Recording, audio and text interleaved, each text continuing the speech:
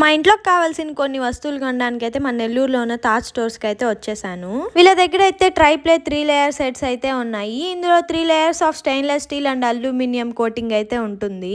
And అంతేకాకుండా curry pots, aluminium sets అయితే అన్ని సైజెస్ అవైలబిలిటీ ఉన్నాయి. ఇదైతే ఇత్తడి బిర్యానీ పాట్. దీంట్లో అయితే 3 to 4 kgs బిర్యానీ అయితే సరిపోతుందంట.